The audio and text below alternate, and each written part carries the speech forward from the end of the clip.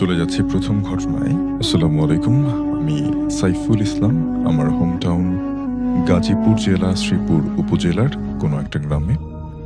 সঙ্গত কারণে আমি আমার গ্রামটির নাম উল্লেখ করলাম না। আমার এক বড় ভাইয়ের সাথে ঘটেছে ঘটনাটি। তিনি পেশায় একজন ডাক্তার। উনার বাড়ি উত্তরবঙ্গের একটা জেলাতে। তিনি ঘটনাটা আমার সাথে যেভাবে শেয়ার করেছেন আমি ঠিক সেভাবেই বলছি। আমি তখন ময়মনসিংহ মেডিকেল কলেজে প্রথম বর্ষের শিক্ষার্থী। নতুন জায়গা, নতুন মুখ এবং সবকিছু ভালোভাবে চিনি না।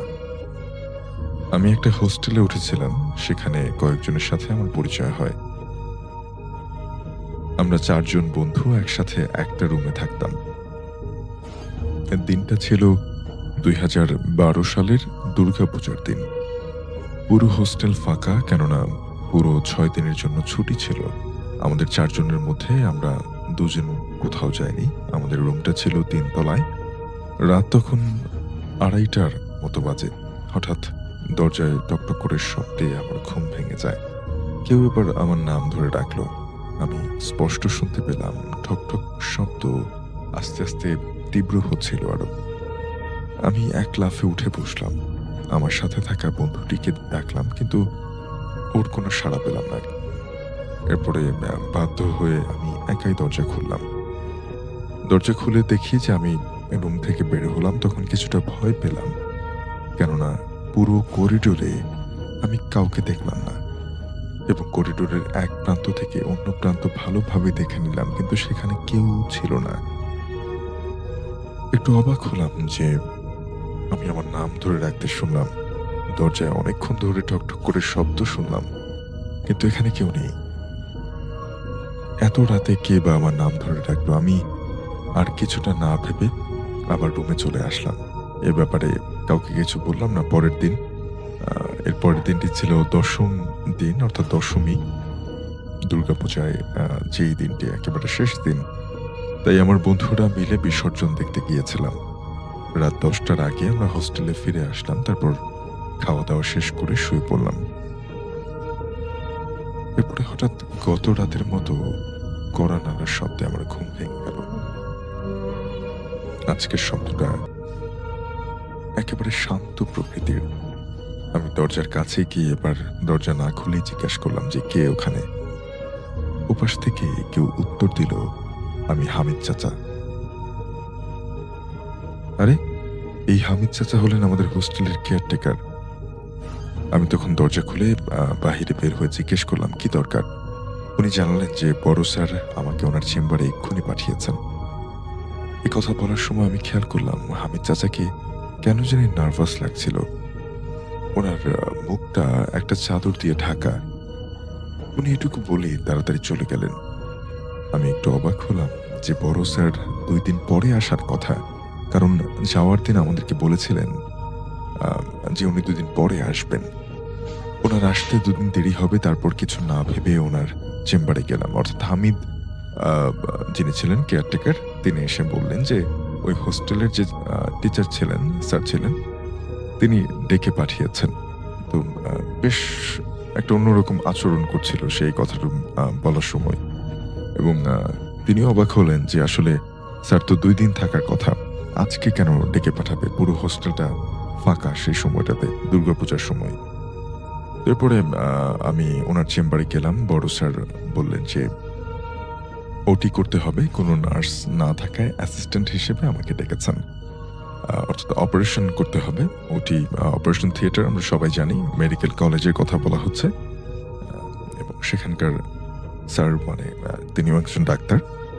তো তিনি বলছিলেন যে ওটি করতে হবে, কোনো নার্স নেই এই মুহূর্তে, এজন্য আমাকে ডেকেছেন যাতে আমি সাথে থাকি। আমি আর কিছু না বলে ওনার সাথে রুমে চলে গেলাম। ওনার সাথে সাথে উনি আগে থেকে রেডি হয়েছিলেন, আমাকে ড্রেস পরে আসতে বললেন। আমি রেডি হয়ে এসে দেখি ওটি রুমে স্যার নেই। আমি দেখলাম যে বিছানায় কেউ একজন শুয়ে আছে, আর সেটা সাদা কাপড় দিয়ে ঢাকা। অর্থাৎ অপারেশন থিয়েটারের বিছানায় কেউ একজন শুয়ে আছে, সাদা কাপড় দিয়ে ঢাকা। আমি আস্তে আস্তে গিয়ে তার কাপড়টা সরিয়ে দিলাম। তারপর যা দেখলাম সেটার জন্য আমি কোনোভাবে প্রস্তুত ছিলাম না। আমি যা দেখলাম, বিছানায় হামিদ চাচার লাশ পড়ে আছে। তার মুখটা বিভৎস হয়ে গেছে। যে কেউ দেখলে ভীষণ ভয় পাবে। এই দৃশ্য দেখে ভয়ে আমার শরীর কাঁপতে শুরু করলো। আমি তাড়াতাড়ি রুম থেকে বের হয়ে দৌড়তে শুরু করলাম। দরজা খুলতে গিয়ে দেখি যে দরজা খুলছে না। আমি আরো ভয় পেয়ে গেলাম। আমি বুঝতে পারছিলাম না আমার সাথে আসলে কি হচ্ছে। ঘামে আমার শরীরের অধিকাংশ ভিজে গেছে। অনেক চেষ্টার পরে আমি দরজা খুলতে সক্ষম হই। দরজা খুলে আমি সোজা বড় স্যারের চেম্বারের দিকে গেলাম। চেম্বারে গিয়ে দেখলাম কেউ নেই। কেউ একজন পেছন দিকে ঘুরিয়ে বসে আছে। আমি স্যার বলে ডাক দিতেই সামনের দিকে তাকালাম। তারপর আমি যা দেখলাম সেটা আমি স্বপ্নেও ভাবিনি। আমি দেখলাম সেই সবুজ রঙের ড্রেস পরা একটা দেহ চেয়ারে বসানো, কিন্তু সেটার কোনো মাথা নেই। গলা দিয়ে অনবরত রক্ত ঝরছে। এই দৃশ্য দেখার পরে আমি আর স্থির থাকতে পারলাম না। আমি স্যারের চেয়ারেই সেন্সলেস হয়ে সেখানেই পড়ে যাই।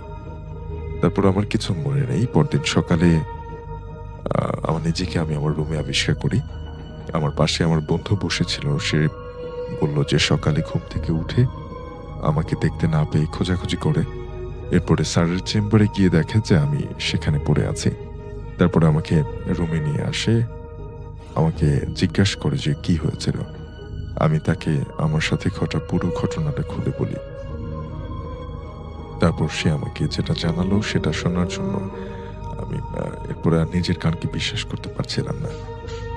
সে বলল যে গতকাল রাতে স্যার এবং হামিদ চাচা একই বাসে করে আসছিল এবং সেই বাস অ্যাক্সিডেন্ট করে এবং তারা উভয়ই ঘটনাস্থলেই মারা যায়। আর জানলার গ্লাসে চাপ লেগে স্যারের মাথা বডি থেকে আলাদা হয়ে যায়। এরপর থেকে এই ঘটনাটি আসলে আমি অবাক হয়ে যাই। তবে বুঝতে পারছিলাম যে কেন আমি এসব দেখছিলাম।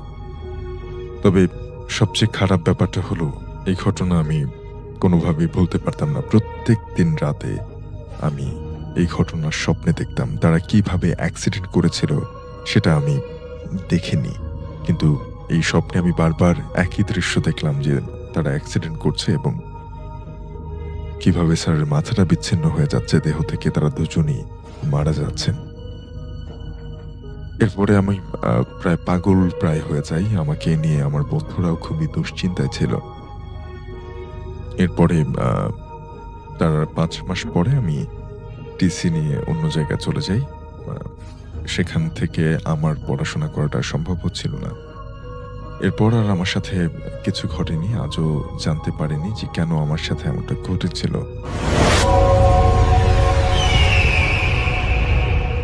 শুরু করছি মোস্তাকের কাহিনী। তো মোস্তাকের মামা তিনি ছিলেন বেশ একজন মাছ ধরা প্রিয় মানুষ। তিনি মাছ ধরতে খুব পছন্দ করতেন এবং তার কিছু বন্ধু ছিল যারা একসাথে তারা বড়শি বাইতে এবং মাছ ধরত। তো একবার তার মামা এবং তার বন্ধুরা সলা পরামর্শ করে যে তারা শীতের শুরুতে, শীত তখনও পড়া শুরু করেনি, সেই রকম সময় তাদের এলাকার কাছে যেই খাল ছিল সেই খালে বোয়াল মাছ ধরা পড়তো এবং তাদের খুব ইচ্ছা ছিল যে বোয়াল মাছ ধরবেন তারা। তো তিনি এরকম তার বন্ধুদের সাথে সলা পরামর্শ করে তাদের গ্রাম থেকে 1 গ্রাম পরের খালটা ছিল সেখানে তিনি চলে যান এবং তাদের 3 বন্ধুরই সেইখানে মিট করার কথা। তো যাই হোক, তিনি চলে যান তার বন্ধুদের সাথে এবং সেখানে গিয়ে তারা বন্ধুরা একসাথে মিট করেন এবং তারা একসাথে অনেক ভালো সময় কাটান সেখানে। সেদিন শীতের শুরুর দিক, শীত তখন পড়া শুরু করেছে কেবল এবং শীতল বাতাস আসছে এবং তাদের সেই খালটা গিয়ে মিশেছিল নদীতে, নদীরই একটা অংশ খাল হয়ে গেছে এরকম একটা। তো এই জায়গায় নাকি বেশ বোয়াল ধরা পড়তো শীতের শুরুতে। সেই সময়টাতে আসলে মাছ সম্পর্কে আমার জ্ঞান খুবই সীমিত, আমি নিজে ফিশিং করি না, বাট যারা মাছ ফিশিং করেন তারা ভালো জানবেন, হাবিব ভাই ভালো জানবেন এই সম্পর্কে। তো যাই হোক, তো সেইখান থেকে তারা যান এবং রাতের বেলা বেশ তারা আনন্দ করেন।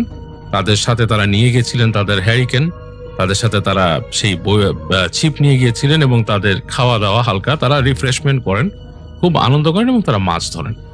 তো যাই হোক, গিয়েছিলেন বোয়াল শিকার করতে এবং তিনি অবশ্যই তার 3 জনই কিন্তু বোয়াল মাছ পান এবং তিনি নিজেও বোয়াল মাছ একটা পান এবং তিনি বেশ আনন্দ পান বোয়াল মাছটা ধরে এবং বন্ধুদের সাথে খুব গল্পগুজব করে তাদের যখন মাছ ধরা শেষ হলো তখন কিন্তু প্রায় মধ্যরাত হয়ে গেছে। তো গ্রামের মধ্যরাত সেই ৮০ দশকে কিন্তু অনেক রাত। তো এরকম রাতে তিনি বোয়াল মাছ নিয়ে তিনি বাসায় ফিরছেন। তো তার বোয়াল মাছটাকে তিনি নিয়ে গিয়েছিলেন, একটা বালতি ছিল তার কাছে, এবং সেই বালতি সেই সময় ছিল টিনের বালতি, টিন মানে মোটা টিনের বালতি। সেই মোটা টিনের বালতিতে তিনি পানি নিয়েছিলেন। তার বোয়াল মাছটা ছিল বেশ বড়, মানে বেশ একদম ছোট মাছ না, কিন্তু বেশ বড় একটা বোয়াল মাছ। তিনি পানি দিয়ে সে পানির মাঝে বোয়াল মাছটাকে রেখে বালতিটা এক হাতে ধরেছেন, সেই হাতে ছিপ ধরেছেন, আরেক হাতে তার হচ্ছে হ্যারিকেন ধরা, এবং সেই হ্যারিকেনে তিনি আলো একটু বাড়িয়ে দিয়েছেন, এবং আলো বাড়ানোর কারণে বেশ খানিকটা জায়গা দেখা যাচ্ছে। তার তিনি যেখান থেকে হাঁটছেন বেশ খানিকটা জায়গা আলোকিত হয়ে আছে, এবং হ্যারিকেনের নড়াচড়াতে একটু চুকুর চুকুর শব্দ হচ্ছে, কারণ ভেতরতে কেরোসিন আছে। যাই হোক, তিনি আসছেন, তার কাছে বেশ ভালো লাগছে, এবং তার যে বালতিতে বোয়াল মাছ সেটা মাঝে মাঝে নড়াচড়া দিচ্ছে, ঝামটা দিচ্ছে, এবং সেটাতে একটা ফটফট করে শব্দ হচ্ছে তার বালতিতে। তো তিনি হেঁটে আসছেন, যেই জায়গাটা দিয়ে আসছেন তার দুই পাশে হচ্ছে গাছ, মাঝখান দিয়ে রাস্তা। তো চলছেন, এক পাশে তিনি দূর থেকে দেখলেন বাঁশঝাড়, এবং বেশ বাঁশঝাড়ের মধ্যে বুঝলেন শিয়ালের কিছু হুটুপুটি আছে। তো একটু অস্বস্তিতে পড়লেন যে শিয়াল অনেক সময় দল বেঁধে থাকলে যে কোনো মানুষকেও আক্রমণ করে বসে, এবং সেই সময় যে সময়টা ছিল সে সময় গ্রামে খুব বেশি মানে আধুনিকতা ছিল না, বিদ্যুৎ ছিল না। তো সেই সময় শিয়াল কিন্তু আসলেই বেশ ফেরোসাস হয়ে যেত মাঝে মাঝে, যেহেতু মুরগি নিয়ে যেত মানুষের বাসায় ঢুকে। তো তিনি একটু অস্বস্তি ফিল করেন, তার হাতে যেহেতু মাছের একটা বালতি এবং আষ্টে গন্ধ আছে, এবং গ্রামের মানুষের মনে ভূত পিশাচের ভয়ও আছে। তো বাঁশঝাড় থেকে আসার সময়, বাঁশঝাড়ের পাশ দিয়ে আসার সময় তিনি একটু অস্বস্তি ফিল করছিলেন। যাই হোক, তিনি সেই গাছের টানেল এবং বাঁশঝাড় পেরিয়ে আরো সামনে চলে এলেন, এবং এখন যেখানে এসছেন তখন তিনি দেখলেন আকাশে চাঁদ বেশ উঠেছে, এবং ফিনফিনে কুয়াশা চারিপাশে। কুয়াশাটা জ্যোৎস্নার কারণে কেমন জানি হালকা হয়ে একটা চাদর তৈরি করেছে, মনে হচ্ছে আলোর চাদর। তার কাছে বেশ ভালো লাগলো। তো তিনি এই অবস্থায় যেটা করলেন, তার হাতের হ্যারিকেনটাকে তিনি আস্তে করে উঁচু করে কমিয়ে দিলেন, ভাবলেন তেলও কম খরচ হবে, এবং তিনি যতক্ষণ আলো আছে এই হ্যারিকেনের আসলে প্রয়োজন খুব একটা নেই। একবার ভাবছিলেন যে নিভিয়ে দেবেন কিনা, তো তারপরে তিনি চিন্তা করলেন যে না, থাক কমিয়ে দিয়ে হেঁটে আসছেন। গ্রামের রাস্তা, হাতে মাছ আছে, একটু ভয় লাগছে। তো এভাবে আস্তে আস্তে তার চলার পথে রাস্তায় একটা দিঘি পড়তো, এবং সেই দিঘিটা অনেক পুরনো, এবং সেই দিঘিটা আসলে তৈরি করেছিল তাদের ওইখানকার একটা জমিদার ছিল। সেই জমিদার বাড়ির দিঘি বলা চলে, কারণ জমিদার বাড়িটা এখন পরিত্যক্ত, সেটা দিঘি আছে, এখনো মানুষ সেই দিঘি ব্যবহার করেন। তো দিঘিটা বেশ বড়। তো দিঘির পাশ দিয়ে তিনি যখন যাচ্ছেন, তিনি হঠাৎ করে দেখলেন যে দিঘির পাড়ে কেউ একজন বসে আছে। চাঁদের আলোতে দেখা যাচ্ছে যে একজন মানুষ বসে আছে। তো তিনি কাছাকাছি আসতে একবার ভাবলেন, গরমকাল হলে না হয় বুঝতাম যে কেউ হয়তো বাতাস পোহাতে এসছে, অথবা কেউ মাছ ধরতেও আসতে পারতো। ওই দিঘিতে মানুষ সাধারণত মাছ ধরে না, যেহেতু পাশে জমিদার বাড়ির অংশ, এবং অনেকে কোনো বিশেষ কারণে অনেকেই ওখানে মাছ ধরে না। তো তিনি দেখলেন যে বসে আছে। তো তিনি যখন নাকি মানুষটার কাছাকাছি এসছেন, মানুষ থেকে উনি প্রায় 20 ফিট দূরে হবেন, এরকম কাছাকাছি আসতে তিনি দেখলেন যে এটা একটা পুরুষ মানুষ বোঝা যাচ্ছে, খালি গায়ে, তো যদিও খালি গায়ে, একটা লুঙ্গি পরা। তো তিনি কাছাকাছি আসতে জিজ্ঞেস করলেন, কিডা ওইখানে, কিডা বসা? এভাবে করে তিনি একটা হাঁক দিলেন। তো কোনো শব্দ নেই। তো তিনি আরেকটু এগিয়ে গেলেন, গিয়ে তার চলার গতিটা একটু কমিয়ে ফেলেন, কারণ উত্তর নেই। তো আরেকটু যখন তিনি সামনে গেলেন, বেশ আরো একটু সামনে এগিয়ে গিয়েছেন তিনি, প্রায় তার দূরত্ব এখন চলে এসছে প্রায় 12-13 ফিট। আবার বললেন, এই কিডা, কথা বলতেছেন না কেন, কিডা ওইখানে? তখন সেই মানুষটা ঘর ঘরে গলায় জবাব দিল, আমি ফজল, বেশ কষ্ট লাগতেছে, উঠে বসছি, ডুবেছিলাম তো অনেকক্ষণ। তো এই কথা শুনে মোস্তাকের মামার মনের ভেতরটা ছ্যাঁক করে উঠল, কারণ তিনি কিন্তু জানেন যে ফজল নামে একজন মানুষ তাদের গ্রামের এইখানে, তিনি এই পুকুরে মাছ ধরতে এসে ডুবে মরে গিয়েছিলেন, এবং তার লাশ ভেসে উঠেছিল, এবং এই নিয়ে অনেক প্রশ্ন ছিল। কেউ বলেছিল তাকে কেউ মেরে ফেলে দিয়েছে, অনেকে বলেছিল জিন ভূতে তাকে ডুবিয়ে মেরেছে সেখানে, বাট অনেকেই বলতো যে ফজলকে নাকি দেখা যায় মাঝে মাঝে পুকুর পাড়ে। সে নাকি বসে থাকে এবং মানুষ দেখে ভয় পায় তাকে। তো মুশতাকের মামা ভাবলেন যে এটা কি সেই ফজল কিনা। তো তিনি আরেকবার বললেন, কোন ফজল? তুমি কোন ফজল, কোথায় থাকো? তখন তিনি দেখলেন যে যেই যাকে তিনি প্রশ্ন করছেন তিনি উঠে দাঁড়ালেন। উঠে দাঁড়িয়ে একটু সামনে আসলেন, মানে আরো 2-1 ফিট সামনে আসলেন। এসে তাকে বললেন, এই কথা যখন তিনি বলেছেন এই সময় মুশতাকের মামা খেয়াল করলেন চাঁদের আলোটা আরো উজ্জ্বল, তার কাছে আরো উজ্জ্বল লাগলো এবং তিনি দেখলেন যে যার সাথে তিনি কথা বলছেন, যে বলছে যে আমার নাম ফজল, হারিকেনটা হাতের থেকে ফেলে দাও, তার চোখের জায়গায় চোখ নেই, তার চোখের জায়গা দুটো পুরো গর্ত এবং অন্ধকার, মনে হচ্ছে দুটো অন্ধকার কুটোর, এবং তার সাথে কথা বলছেন। তো মুশতাকের মামা আসলে কি বলবেন তিনি বুঝে উঠতে পারেননি এবং তিনি এতটাই হঠাৎ করে শকড হয়েছেন যে তার মাথায় আর কোনো খেয়াল নেই। তিনি হঠাৎ করে হাতে ধরা হ্যারিকেনটা ছুঁড়ে মারলেন সেদিকে। ওই হ্যারিকেনটা তার হাত থেকে ছুটে গিয়ে ঠিক সেই সামনেই পড়লো, পড়ে ঠাস করে একটা শব্দ করলো, চিমনি ফেটে গেল এবং তলাটাও ফেটে গেল এবং সেখানে বেশ খানিকটা জায়গা আগুন ধরে গেল কেরোসিন পড়ে। এবং তিনি একটা আর্তচিৎকার শুনলেন। চিৎকারটা অনেকটা কোনো পাখি, রাত জাগা পাখি বা রাতের পাখি যখন ডেকে ওঠে কর্কশ কণ্ঠে, সেই ধরনের একটা কণ্ঠে একটা চিৎকার তিনি শুনলেন। এবং শুনে তার মনে হলো এক ঝলক দমকা বাতাস তিনি পেলেন। তিনি আর কিছু দেখলেন না, দমকা একটা বাতাস গেল তার পাশ দিয়ে এবং তিনি ঝেড়ে দৌড় দিলেন। তার হাতের সেই বালতি নিয়েই তিনি দৌড়ালেন। তার হাতে আর কোনো পানি পড়ছে না কি হচ্ছে সেই খেয়াল তার নেই। তিনি দৌড়ে এসে তার বাড়ির উঠোনে এসে পড়লেন এবং তিনি কিভাবে দৌড়ে এসছেন এটা তার খেয়াল নেই। তিনি বাসার উঠোনে যখন এসে পড়লেন, একটা চিৎকার করেছিলেন বাসায় পড়ার সময়। তো এই চিৎকার শুনে মুশতাকের নানি এবং আরো বাসার মানুষরা বের হয়ে আসলো, এসে মুশতাকের মামাকে পেল এবং তার বালতির মধ্যে কোনো মাছ পায়নি, তাকে পেল। খালি বালতি ছিল, কোনো পানিও ছিল না সে বালতিতে, হয়তো রাস্তায় পড়েও যেয়ে থাকতে পারে। তো মুশতাকের মা প্রচন্ড ভয় পেয়েছিল। বাসায় এসে তিনি যখন পড়ে যান তার দাঁতে দাঁত লেগে যায়, দাঁত কপাটি লেগে যায় এবং তার দাঁত খোলা হয়, চামচ দিয়ে তার দাঁত খোলা হয় এবং সারা রাতে তার প্রচন্ড জ্বর আসে। তিনি প্রচন্ড রকমের জ্বরে সাফার করেন, প্রচন্ড ভয় পান এবং তারপরে আস্তে আস্তে তিনি সুস্থ হন এবং তিনি কি দেখেছেন সেই ঘটনাটা বলেন তার এসে।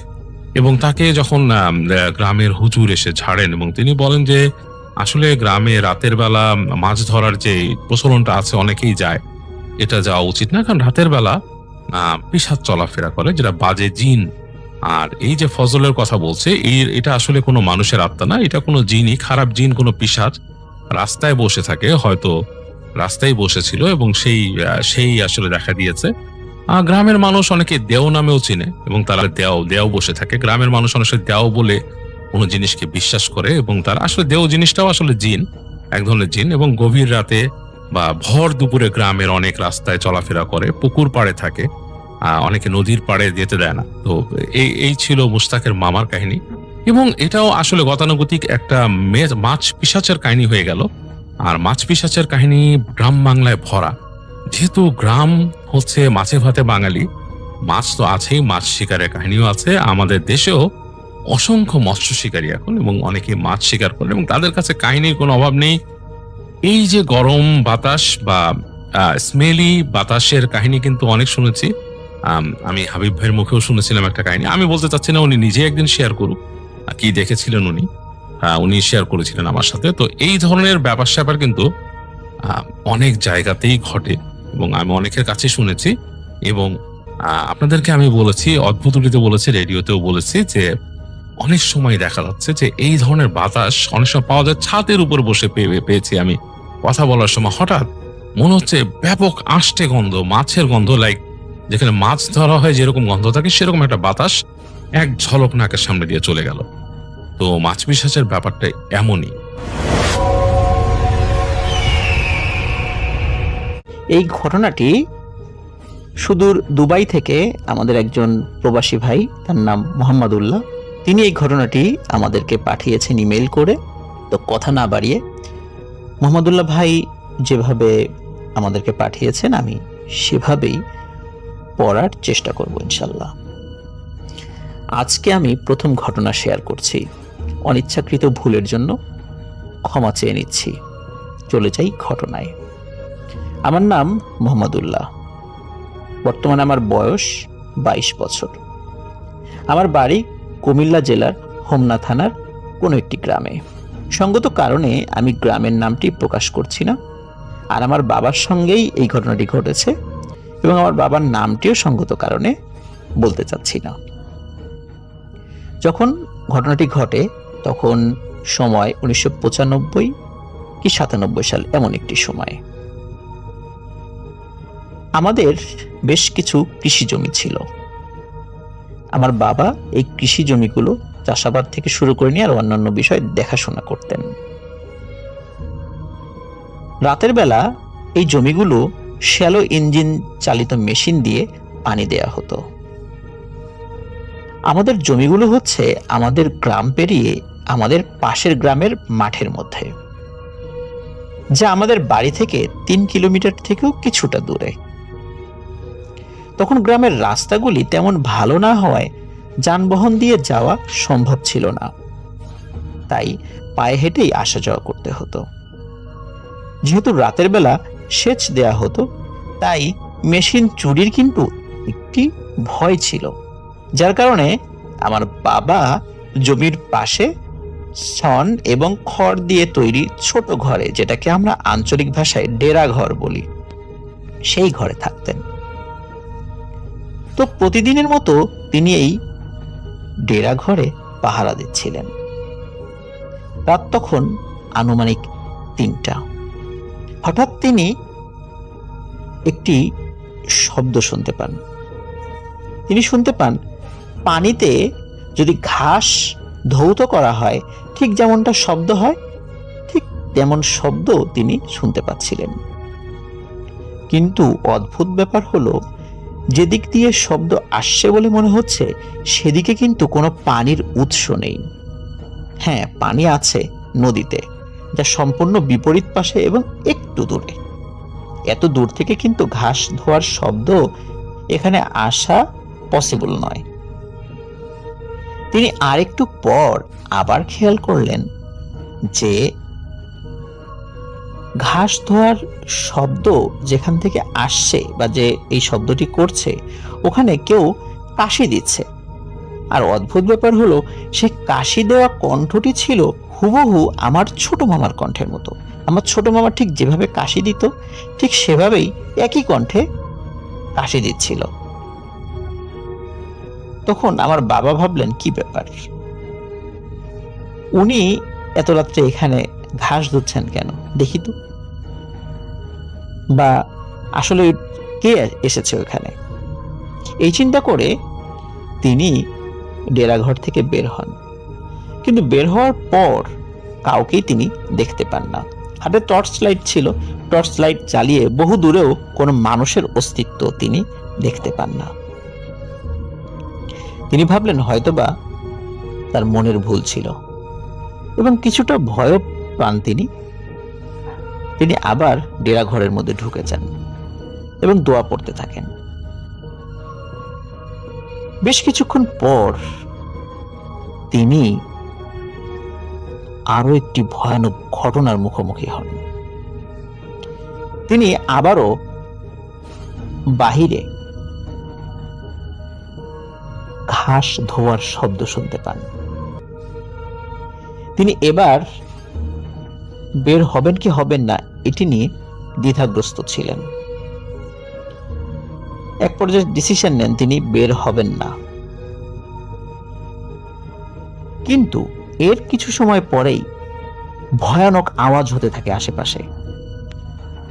তিনি ডেরা ঘরের বেড়া কিছুটা ফাঁকা করে বাহিরে তিনি যেই বিষয়টি দেখতে পান, এটি দেখার জন্য তিনি মোটেও প্রস্তুত ছিলেন না। তিনি দেখতে পান বিশাল আকৃতির এক দানব ভয়ানক আওয়াজে আশেপাশে যত জমি আছে সেগুলো দুমড়ে মুচড়ে চূর্ণ বিচূর্ণ করে ফেলছে এবং ওই জমিগুলোর মাঝখান দিয়ে লাফালাফি করে ভূমিকম্প সৃষ্টি করে ওই জমিগুলো পুরো নষ্ট করে ফেলছে। তখন আব্বু অনেক ভয় পান। তিনি ভাবছিলেন এই বুঝি ওই ভয়ানক দানবটি এই ঘরের উপর এসে আছড়ে পড়বে আর এই ঘরটি চূর্ণ বিচূর্ণ করে দেবে এবং ওনার সেখানেই মৃত্যু হবে। তিনি হারিকেনের আলো বাড়িয়ে দেন এবং জোরে জোরে দোয়া পড়তে থাকেন।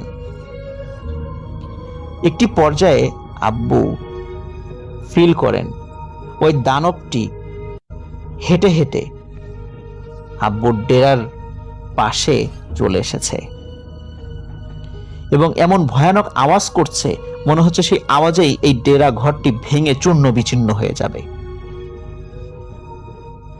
একটি পর্যায়ে ওই দানবটি ওই ঘরটি ভেঙে ফেলার জন্য ধাক্কা দিতে থাকে। তখন আব্বু আরো জোরে জোরে দোয়া পড়তে থাকেন। এর মধ্যে ওই যে নদীর কথা আমি বলেছি, ওই নদীটি দিয়ে একটি ইঞ্জিন চালিত নৌকা যাওয়ার শব্দ শুনতে পান আব্বু। আর ওই শব্দটা যখন হচ্ছিল সেই সাথে সাথেই ভেসে আসে ফজরের আজান। যেহেতু ওই সময় গরমকাল ছিল, এই কারণে ফজরের আজান কিন্তু একটু তাড়াতাড়ি দেয়, শীতকালে অবশ্য একটু দেরি হয়। 2-3 মিনিট পর আব্বু লক্ষ্য করেন সবকিছু নীরব হয়ে গিয়েছে।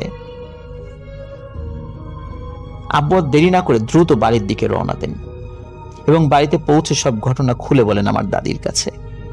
আমার দাদি তখন আমার বাবাকে গোসল করিয়ে ঘরে প্রবেশ করান। যখন আমার দাদাই ঘটনা শুনেন, তিনি জমিগুলো দেখতে যান এবং গিয়ে দেখেন জমিগুলো একদম স্বাভাবিক, ঠিক যেমনটি আগের দিনের ছিল। এরপর আমার দাদি একজন বড় হুজুরের মাধ্যমে জানতে পারেন আমার বাবার রাতে ওইখানে পাহারা দেওয়ার কারণে একটা খারাপ জিন খুব রাগান্বিত হতো এবং সে ঠিকমতো আসা যাওয়া করতে পারতো না। তাই বাবার ক্ষতি করতে চায় সে, কিন্তু আব্বুর দোয়া পড়া এবং আজানের কারণে সে আর কিছু করতে পারেনি। আল্লাহ সহায় না হলে হয়তো সেদিনই আব্বুর শেষ দিন হতো। ঘটনার পর আমার বাবা শারীরিকভাবে কিছুদিন অসুস্থ থাকেন এবং পরবর্তীতে সুস্থ হয়ে যান। এরপর থেকে আর রাতের বেলা বাবা জমির কোনো কাজ করতেন না, যাবতীয় কাজ দিনের বেলায় শেষ করতেন। এই ছিল ঘটনা। আব্বুর তখন বয়স অল্প, বিয়ে হয়নি। তো যাই হোক, আব্বু তার অফিসের কাজে একটা গ্রামে গিয়েছিল তার কলিগদেরকে সাথে নিয়ে। কাজের ফাঁকে আব্বু কলিগদের সাথে গেল একটা খোলা প্রকৃতির প্রাকৃতিক পরিবেশে ঘুরতে। পাশে একটা বেশ পুরনো এবং বিরাট বড় পুকুর। আর তখন প্রায় সন্ধ্যা নেমে এসেছে। হঠাৎ একটা করুণ কণ্ঠে কান্নার শব্দ এলো।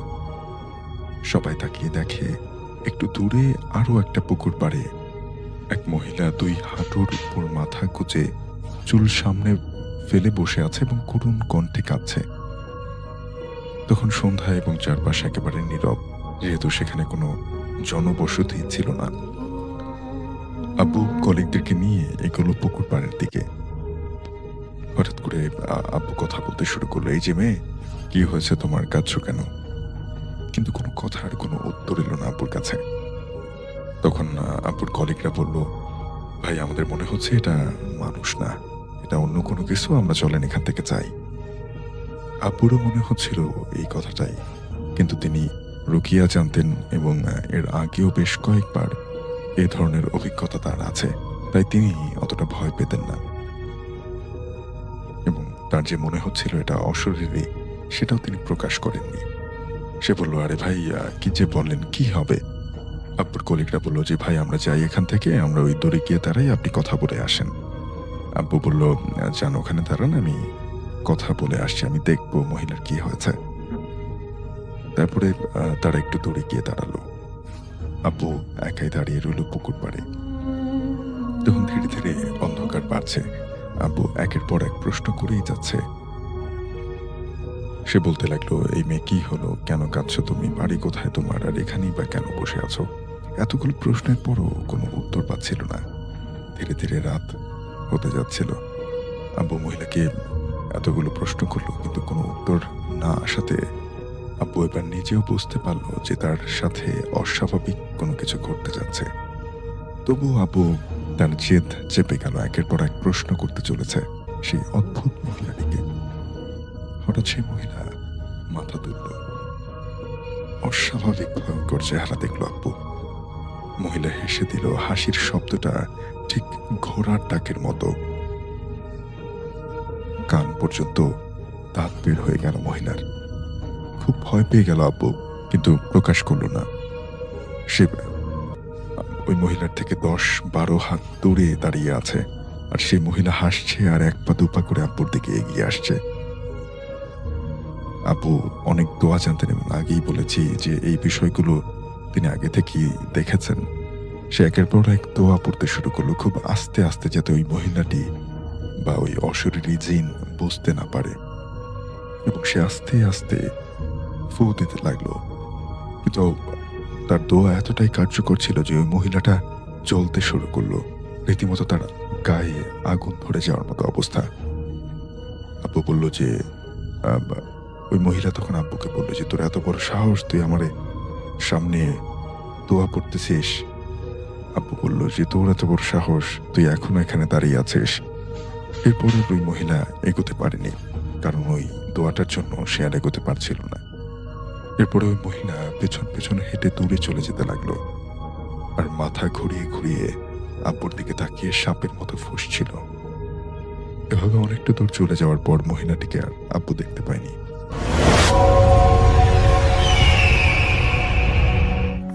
খলিল সাহেব আমাকে বলছিলেন সবকিছু, আমি তাকিয়ে শুনছিলাম। কারোর কথা শোনার সময় আমি মন দিয়ে তা শুনি, তাকে দেখতে থাকি, তার দিকে তাকিয়ে থাকি। সে কি মিথ্যা বলছে নাকি সত্য বলছে আমি বোঝার চেষ্টা করি। তো খলিল সাহেব আমাকে বললেন, দেখুন, এবং এটা বলে তিনি আমার দিকে একটু ঝুঁকে যেয়ে বললেন, আপনি আগে এই জিনিসটা সরান, এখান থেকে রেখে দিন, তারপর বলবো। মানে উনি চাইছিলেন রূপার পাত যেটায় আমি লাইটার জ্বালিয়ে ধরেছিলাম তার নিচে সেটার কথা তিনি বলছেন। আমি আমার মতো করে আমির সাহেবের দিকে তাকাই এবং সে যাতে বুঝতে না পারে কারোর দিকে আমি তাকাচ্ছিলাম। আমির সাহেব আমাকে ইশারা দিলেন যে আমি যে এই রূপার পাত যেন খলিল সাহেবের হাতেই দিয়ে দেই। আমি তেমনটাই করি। রূপার পাত হাতে নিয়ে দীর্ঘ নিঃশ্বাস ফেলে এক ধ্যানে তাকিয়ে ফ্লোরের দিকে তাকিয়ে তিনি ছিলেন তো ওই মুহূর্তে। সেই সময় আমির সাহেব আমাকে বললেন, একে বলতে বলো, শুরু থেকে বলতে, মাঝখান থেকে যেন তিনি না বলেন। তিনি কিছু সময় চুপ ছিলেন। আমার ধৈর্যের বাঁধ ভেঙে যাচ্ছিল। সেই সময় আমির সাহেবের এক্সপ্রেশন দেখে আমার মনে হলো কিছু একটা হতে যাচ্ছে। তিনি কড়া দৃষ্টিতে সেই লোকটিকে দেখাচ্ছিলেন যেন এখনই কারোর আগমন করতে যাচ্ছে। ঠিক সেই সময় ধাম করে একটা শব্দ দেয়ালের দিক থেকে, আর আমি ঘরে থাকা অবস্থায় বুঝতে পারছিলাম কেউ দ্রুত বেগে এসে সেই বাসার ভেতরে, সেই ঘরের পাশে এসে অবতরণ করেছে। আর আমি এটাও দেখলাম কালো একটা ধোঁয়া, টায়ার পড়ালে যেরকম একটা সূক্ষ্ম ধোঁয়া বের হয় সেরকম একটা ধোঁয়া খলিল সাহেবের পিঠের পেছন থেকে এসে গায়েব হয়ে যায়। আর এটা দেখতে আমি সাথে সাথে দেখার পর সরে যাই সেখান থেকে, এবং আমি আমির সাহেবের পেছনে যেয়ে দাঁড়াই।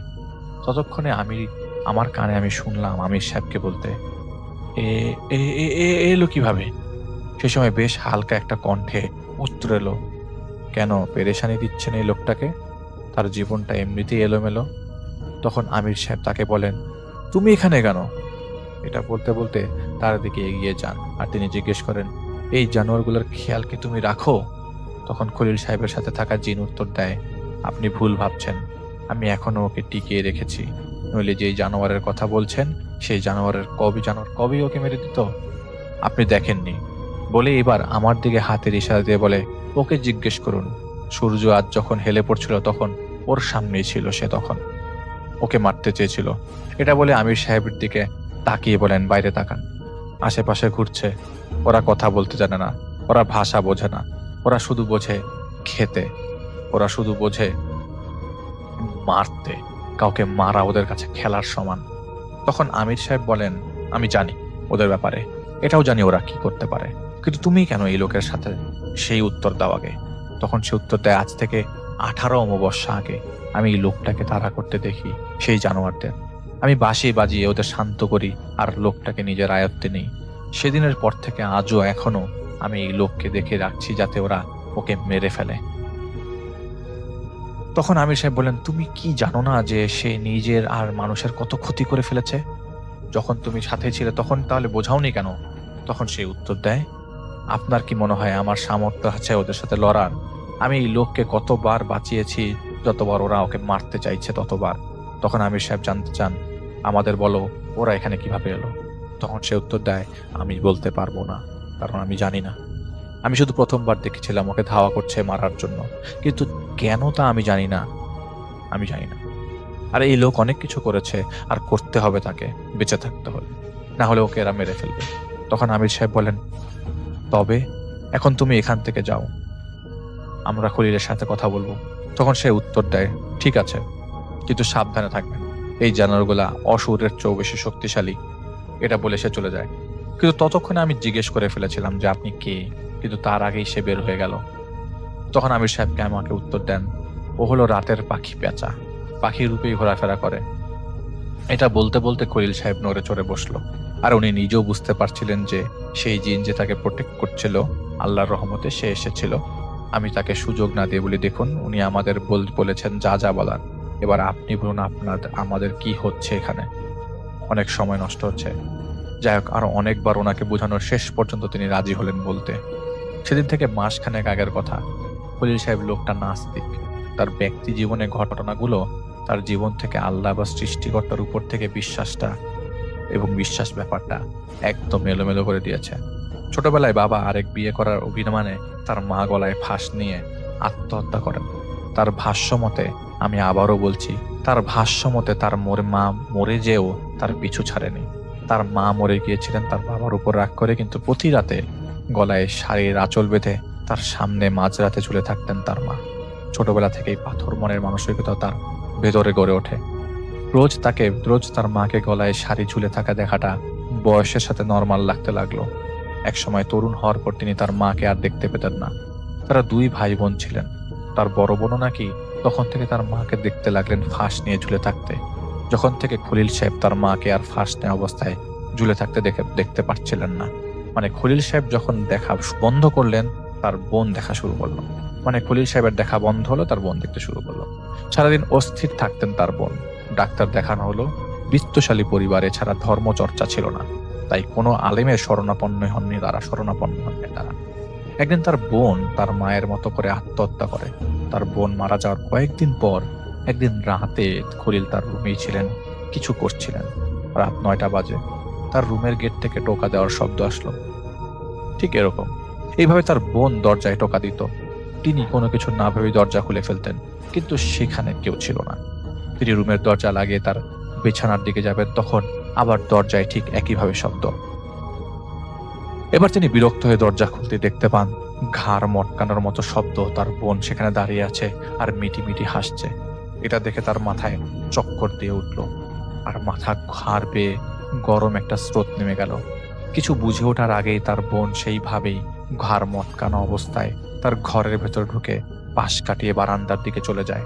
আর খোলা বারান্দা থেকে টিকটিকির মতো করে দেয়াল বেয়ে চলে গেল পাশের কোনো দিকে। খলিল সাহেব এটা দেখে ভয় পেয়েছিলেন ঠিকই, কিন্তু অবাক হননি, কারণ ছোটবেলা থেকেই এই মরা মানুষের, মানে তার মার ফাঁসি নেওয়া রূপে তার সামনে ঘোরাফেরা করত। এভাবে রোজ রাতে তার বোনকে তিনি দেখা শুরু করেন। ধীরে ধীরে তার বয়স বাড়তে লাগলো, বিয়ে করলেন, সন্তানও হলো। কিন্তু এই অবিশ্বাসী লোকটাকে ধীরে ধীরে মনে তার অবস্থা খুব খারাপ হতে লাগলো। সবার ভিতরে একটা এটা কি বলে ডাউট সৃষ্টি হতে লাগলো যে তিনি আগে তার মাকে দেখতেন, এখন তার বোনকে দেখছেন, এটা কেন? সবার মধ্যে একটা সবাই চিন্তা করছিলেন কিভাবে তিনি দেখছেন, নাকি এটা কোনো গিফট, নাকি এটা তার কোনো ক্ষমতা।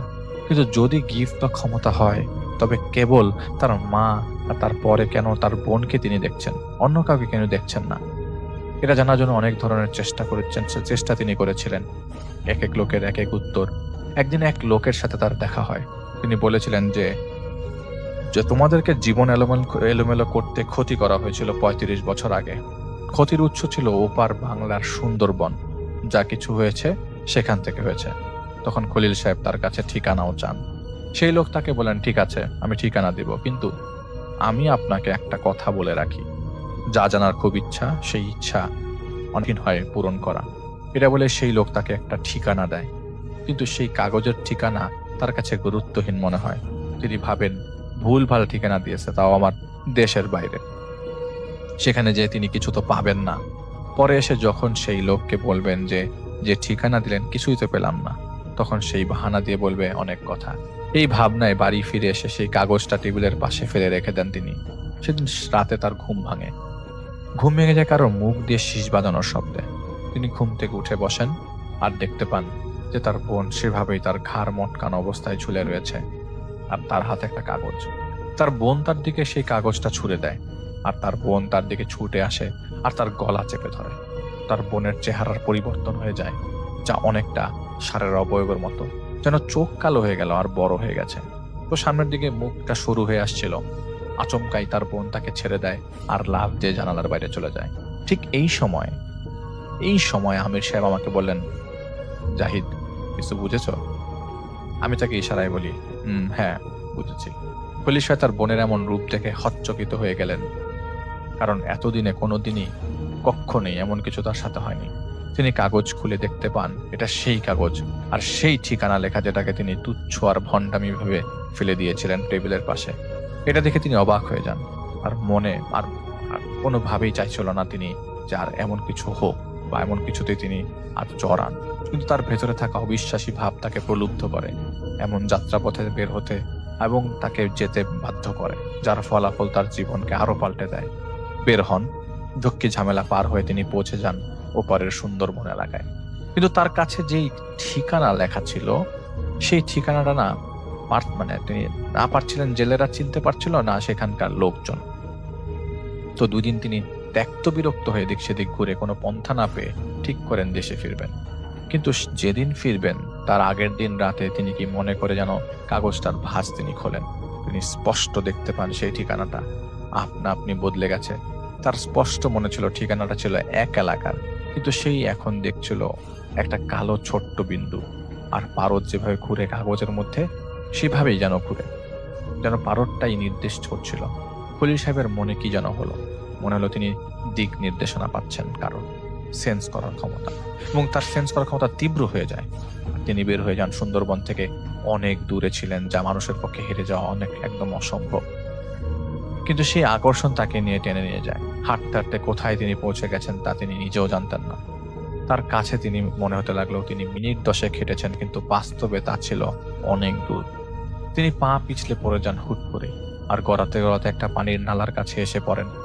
অন্ধকারে চাঁদের আলো আধারিতে তিনি এতটুকু বুঝতে পারেন যে নালা দিয়ে পানি বয়ে চলছে, আর কিছুটা দূরেই মাচার মতো একটা ছোট্ট ঘর, আর তীব্র আকর্ষণ আসছে তার দিকে সেই ঘর থেকে। এবার তার শিহরণ অনুভূতি হতে লাগলো। তিনি কিছু দূর এগোতেই দেখতে পান একজন বৃদ্ধ লোক হাতে হারিকেন নিয়ে বের হয়েছে, লাঠি ভর দিয়ে। তাকে উদ্দেশ্য করে একটা ভাষায় কিছু বলে যা তিনি মনে করতে পারছিলেন না, কিন্তু তিনি বুঝতে পারছিলেন সেই লোক তাকে ভিন্ন ভাষায় বলছিল। এতগুলো দিন লাগিয়ে দিলি আসতে, 34টা বছর লাগালি, আমার জোয়ান কালটা তো একেবারে গেল, এবার বল তোকে কিভাবে বাঁচাই। খলিল সাহেব লোকটার কথা বুঝতে পারছিলেন, কিন্তু কেন যেন মুখ ফুটে কিছু না বলে তার কথাগুলো তিনি শুনছিলেন। সেই লোক মাচার মতো সেই ঘরে ভেতরে ঢুকে যায়, আর খলিল সাহেব পুতুলের মতো করে তার পিছু পিছু সেই ঘরে চলে যান। তিনি দেখতে পান বৃদ্ধ লোকটি এক বোল পানিতে হাত ডুবিয়ে কি যেন খুঁজছে। খলিল সাহেব শুনতে পান অজানা সেই ভাষায় লোকটি তাকে বলছে, তোর বাচ্চার বয়স 5 বছর, ঠিক এ সময় তোর মাকে পাগল বানিয়ে দিয়েছিল ওরা, যাতে তোর মা তোকে গলা টিপে মেরে ফেলে, কিন্তু তা হয়নি, তাই তোর মাকে ফাঁস দিয়ে মেরে ফেলে। ঠিক তেমনি তোর বোনকে ওরা ধরলো, একইভাবে ওরা 5 বছরের বাচ্চাটাকে মারতে, কিন্তু সেখানেও পারেনি, তাই তোর বোনকে সরিয়ে দিল। তোকে কিছু করতে পারছে না, কারণ হলো তোকে আমি দেখে রেখেছি। এটা বলেই লোকটা উপরের দিকে তাকায়, ও তারপর এদিক ওদিক তাকায় কয়েকবার, এরপর বলে আমার সময় ফুরিয়ে গেছে। এটা বলে সেই লোক সেই বোল থেকে একটা পাথর তুলে নিয়ে সেই পাথর খলিল সাহেবের মুখে ঢুকিয়ে দেয়। কি হচ্ছে তার প্রতি উত্তর তিনি দিতে পারছিলেন না, যেন তার জবান বন্ধ করে রেখেছে কেউ একজন। আর সেই পাথরটাও তিনি কিভাবে যেন অনায়াসে গিলে ফেললেন। তখন সেই বৃদ্ধ তাকে বলে সেই অজানা ভাষায়, আমি তোর কোনো উপকার করতে পারিনি, কারণ আমি সেদিকে ছিলাম। এই জানোয়ারগুলো কিভাবে তোর মাকে ফাঁস নিতে প্রলুব্ধ করেছিল, আর সেদিন থেকে ওদের সাথে আর চলিনি আমি। ওরাই তোর মার রূপ নিয়ে তোর কাছে যেত, কিন্তু আমি সব সময় দূরে রেখেছি ওদের। কিন্তু এখন ওরা তোকে ধরতে পেরেছে, কারণ আমি দুর্বল হয়ে গেছি। এটা বলতে বলতে খলিল সাহেব নিজেই শুনতে পান যে উপরে মাচার চারপাশে কোণে কিছু দাবড়ানোর শব্দ, সাথে সাথে ফোঁসফোঁসের শব্দ। সেই সময়ে সেই বৃদ্ধ লোক একটা বাঁশি বালিশ খলিলের মুখে নিজেই ঢুকিয়ে দেন, আর বাঁশি ঢুকিয়ে দেন খলিল সাহেবের মুখে, এবং খলিল সাহেব নিজেই অজান্তে সেই বাঁশিতে ফু দেয়, আর তা থেকে একটা শব্দ বেরোয়, আর সাথে সাথে সেই মাচাটা ভেঙে পড়ে যায় এবং কোনো কিছুর আঘাতে পড়ে যায়। খলিল সাহেব ভেঙে যাওয়া মাচার ভেতর আটকে গিয়েছিলেন। তিনি আমাকে বলছিলেন তার কান নাকি বন্ধ হয়ে আসছিল, আর পানির কল কল তিনি শব্দ পাচ্ছিলেন। তার কানে তালা লাগার শব্দ হয়, আর তা দ্রুত কেটে যায়, যেন একটা ভ্যাকিউম বলয়ের মধ্যে তিনি মাত্রই বেরিয়ে এসছেন এমন কিছু একটা।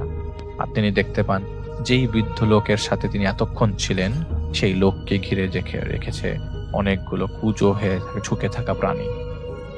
আর ঠিক তখনই খলিল সাহেব নিজে শুনতে পান জঙ্গল থেকে ভেঙে চড়ে কিছু একটা ঝড়ের বেগে এসে একটা ঝোপের কাছে এসে থামে, আর 1 বা 2 পা করে ফোঁস ফোঁস করতে করতে বেরিয়ে আসে বিশাল আকারের একটা ষাঁড়। চাঁদের আলোতে আধারিতে তিনি দেখতে পাচ্ছিলেন টলমল করছিল ষাঁড়টা। ঠিক সেই সময়ে ভুম করে একটা শব্দ হয় নিচতলা থেকে, আর থরথর করে কাঁপতে থাকেন খলিল সাহেব। এটা দেখে আমি আমির সাহেবের দিকে তাকিয়ে দেখতে পাই তিনি সেখানে নাই। আর খলিল সাহেব তখন একটা এন্টিটি দ্বারা পজেসড। হাতে সময় কম ছিল, তাই খলিল সাহেবকে বেঁধে ফেলার চেষ্টা করি, কিন্তু সফল হইনি। কারণ যখন আমি একটা তোয়ালে নিয়ে আসছিলাম তাকে বাঁধতে, কিন্তু আমি যেই ধরনের গড়গড় শব্দ পাচ্ছিলাম তাতে আমার সাহস হচ্ছিল না তার কাছে যাওয়ার। হাতে রিং পরাই ছিলাম, তাও ভয়ের মধ্যে ছিলাম। সেই সময় বিদ্যুৎ চলে যায়, আর লাফ দিয়ে খলিল সাহেব আমার উপরে এসে পড়েন। এর আর আগেই বুঝে যাওয়ার কারণে আমি সরে যাই, আর তাকে জাপটে ধরতে যেও আমি উপরে যাই, কারণ তখন তীব্র অন্ধকার ছিল। আমি হাত পা ছুটতে ছুটতে একটা কর্নারে যে দেয়াল ঘেঁষে হাঁটু ভাঁজ করে রিং সামনের দিকে তাক করে রাখি, আর সশব্দে আলিফ লাম মিম পড়তে থাকি, কারণ মুখ দিয়ে আয়াতটাই তখন আমার বের হয়ে গিয়েছিল। কিছুক্ষণ পর একটা এই চুপ কর, আমি চোখ বন্ধ করে আয়াত পড়ছিলাম। আমি তাকে দেখতে পাই আবছা ভাবে কেউ বসে আছে, কিন্তু সে ফ্লোরে বসা ছিল না, সে ফ্লোরের উপর ভেসে ছিল। যতটুকু এখনো আমার মনে পড়ে, পুরো খেলাটা এবার আমার স্পষ্ট হলো। কারণ এই জানোয়ারগুলো কথা বলতে পারে না। আমাকে আগেই আমির সাহেব বলেছিলেন, ঘটনার মাঝে একবার আমির সাহেব বলেছিলেন, জাহিদ কিছু বুঝছো? কি বুঝেছিলাম আমি তা এখন শুনতে পাবেন। আমি বলি, তো তাহলে তুই এত নাটক না করে আগেই বলে দিতি, নাটক করা লাগতো না তোর। উত্তর এলো খলিলের কণ্ঠে, এখান থেকে চলে যা, এমনিতেও তোর করার কিছু নেই, আর যদি বাড়াবাড়ি করিস তাহলে কি হবে জানিস? তোর জন্য আমার রক্ত যত দূর গেছে তোদের সবাইকে তিল তিল করে নিয়ে যাবে ওরা, আমি আর ফিরতে পারবো না। আরো হাসছে, ও এসে পড়লে তাণ্ডব হবে। আমি বলি, আরে ধুর, তোর মতো কত হারামজাদার মুখোমুখি হয়েছি, তুই আর করবিটা কি? তখন সে বলে, একটা ট্রেন যদি সামনের বাধা বিপত্তি দেখে হার্ট ব্রেক করে, কিন্তু তারপরও সব ভেঙে চুরমার হয়ে যাবে, যখন ও আসবে তখন তুইও কিছু করতে পারবি না। দেখিসনি বিকেলে কি হয়েছিল? আমি বাঁচাইছি তোকে মারার জন্য গিয়েছিল, আর আমি ওর ধ্যান ঘুরিয়ে দিয়েছি। এমন শক্তির সাথে পান জানিস না, যার সাথে জোর দিয়ে পারবি না। আমি জানি তোর ব্যাপারে, তুই নিশ্চিত থাক, এখানে কারোর কিছু হবে না। বলতে বলতে তীব্র যন্ত্রণায় সে কেঁপে উঠে পড়ে যায় ফ্লোরে, আর আমি দেখতে পাই দেয়াল ভেদ করে সেই ষাঁড়টা সেই ঘরে আমার সামনে দাঁড়িয়ে ফোঁসফোঁস করছে, সামনের পাটা দিয়ে ঠুকঠুক শব্দ করছে। এত সাহস আমার নেই। আমি ভয় পেয়ে গিয়েছিলাম, এত জোরে হৃদস্পন্দন হতে লাগলো যা বলে বোঝানো যাবে না। কিভাবে যেন সেই ঘর থেকে বের হয়ে এসেছিলাম তা আমার জন্য এখনো বলা কঠিন। নিচতলায় কেমন যেন শব্দ হচ্ছিল, আসলে কোনো কিছু মাথায় কাজ করছিল না, অস্পষ্ট লাগছিল সব। ঘর থেকে বের হওয়ার সময় কানে একটা কথা ভেসে আসছিল, সারকে খেপাস না, মনে আছে আগের বার কি বলেছিলাম? বেরিয়ে এলাম সেখান থেকে, রাস্তায় দাঁড়িয়ে গেলাম। এতটা মাথায় চাপ লাগছিল যার দরুন সিঁড়ি থেকে নেমে রাস্তায় গেলাম কিভাবে খেয়াল ছিল না। হাঁপাতে হাঁপাতে আমি রাস্তা পার হয়ে অপর দিকে দাঁড়াই। বমিও হয়, কান ভন ভন করছিল, শরীরটা ছেড়ে দিচ্ছিল। এমন সময় ধাম ধাম করে শব্দ পেতে লাগলাম, আর আমারও এমন মনে হলো যে ধাম করে শরীরের অশান্তিটা কেটে গেল আমার। এক মুহূর্তের জন্য মনে হলো খারাপ কিছু হতে যাচ্ছে। দৌড় দিয়ে উঠে মানুষজন ডিঙ্গিয়ে দোতলায়। বিদ্যুৎ চলে এসেছিল আগেই। আমি দেখতে পানি মুখে যন্ত্রণায় ছাপ নিয়ে দরজার কপাটে নিজের এক হাতকে নিজেই সপাটে গেট দিয়ে বাড়ি মারছিলেন তিনি। আঙ্গুল যে ঝুলে গিয়েছিল থেতলে যা আমি দেখতে পাচ্ছিলাম। কান্নাকারির শব্দের ভেতর আমার দিকে চোখ গরম করে খলিল সাহেব বলছিলেন, বলেছি না সারকে খাপাবি না। বলতে বলতেই তিনি তার হাতটাকে নিজেই পিষছিলেন গেটের কর্নারে বাড়ি মেরে মেরে। উপায় না দেখে ওনাকে ধরতে যাব, সেই সময় আমির সাহেব খলিল সাহেবের পেছন থেকে এসে ওনাকে ধাক্কার মতো কিছু একটা করলেন আর তিনি নিচে পড়ে গেলেন। শোরগোলের মাঝে আমি এটা দেখলাম, একটা কালো ধোঁয়ার মতো আমির সাহেব খলিল সাহেবকে ধাক্কা দেওয়ার পর ছুটে বের হয়ে যায় আমার সামনের দিকের দেয়ালের দিকে। খলিল সাহেবকে হাসপাতালে নিয়ে যাওয়া হয় আর আমি সেখান থেকে কোনোভাবে বের হয়ে আসি। আমার কাছে এমন পরিস্থিতি উদ্রেক, মানে এটা খুব কঠিন, যেটা শুধু তার যার সমস্যা তাকে নিয়ে না, নিজেকে নিয়েও, এমনকি যার সমস্যা তার পরিবারের লোকজনকে কি বুঝাবো, কেন এমন হচ্ছে তা নিয়ে পেরেশানিতে পড়ে যেতে হয় আমাকে। আমি কখনোই দায়মুক্ত হওয়ার চিন্তায় থাকি না, কিন্তু তখন অনেকের কথায় অনেক কথার উত্তর না দিয়ে সরে গিয়েছিলাম। আমির সাহেবকে ডাকলাম। পথ চলতে চলতে আমি মনে মনে অশান্তিতে পড়ে গেলে আল্লাহর পবিত্র নাম আল ওয়াহাবটা পড়তে থাকি। সেখানেই পড়তে পড়তে হেঁটে যাচ্ছিলাম। আমির সাহেব চলে আসলেন। তিনিও আসতেই আমি ওনাকে জিজ্ঞেস করি, কিছু বলেন, আমাকে কিছু বলেন। তখন তিনি আমাকে বলেন, দেখো যেটাই হোক এটা পরিষ্কার, এই জানালাগুলো এখানে এই লোকের কারণে। যাক, সত্য কথা তো বললো, এখন ওরা কিভাবে বনের মধ্যে থেকে এখানে এলো তা জানতে পারলাম না। সে বাঁচবে না, আজ হোক কাল হোক সে মরবে এদের হাতে। আরো ভালো হবে আজই মরে যাক, ওর বাচ্চা মেয়েটাকে সুরক্ষিত রাখতে হবে। তখন আমি বলি, দেখেন আমার এখানে কাজ করতে মন চাইছে না, ভালো লাগে না আমার কাছে। আর বিকালবেলা যা হলো আর একটু আগে যা হলো, পারবো না আমি এদের কিছু করতে। তখন আমির সাহেব বলেন, সমস্যা নেই, কিছু করা লাগবে না, আমি নিজেও এমন বদলোকের জন্য পানি আনবো না। তখন আমি বলি, তাহলে বাচ্চা মেয়েটার একটা ব্যবস্থা করে দেন আল্লাহর রহমতে। তখন উনি বলেন, ঠিক আছে। উনি ফেরার সময় আমার সাথেই ছিলেন, কারণ আমি ভয়ের মধ্যে ছিলাম যে কখন কি হয় আবার। কারণ সেই ঘরে বিদ্যুৎ চলে যাওয়ার পর যা হয়েছিল তা আমার মনের মধ্যে ভয় ঢুকে গিয়েছিল, যা আপনাদের শোনাবার মতো নয়। বাসার দিকে হেঁটে ফেরার সময় আমার কাঁধে একটা চাপ দিয়ে ইশারা দিয়ে থামিয়ে দেন আমির সাহেব। তিনি আমাকে বলেন, মাঠের দিকে যাও। আমি দেখতে পাই একজন লোক বেশ সাধারণ বেশভূষা তার, হেঁটে রাস্তার দিকে এগিয়ে আসছে।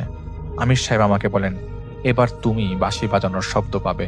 এটা বলার পর বাঁশির ধ্বনি ভেসে আসতে শুরু করলো। যেদিক থেকে লোকটা দাঁড়িয়েছিল আমি বুঝতে পারি এটা সেই এন্টিটি যে প্রথমবার খলিল সাহেব কথা বলার সময় এসেছিল। আর সে বলেছিল সে খলিল সাহেবকে প্রোটেক্ট করছে। ধীরে ধীরে হেঁটে যায় সেদিকে, আর তার কাছে যেতেই আমির সাহেবকে উদ্দেশ্য করে বলে, তাহলে বুঝতে পেরেছিলেন আমি এখানে। আমির সাহেব তার কথার উত্তর দেবার আগে সে বলে, এটা কি করলেন আপনারা? দেখুন তো লোকটার কি অবস্থা করেছেন।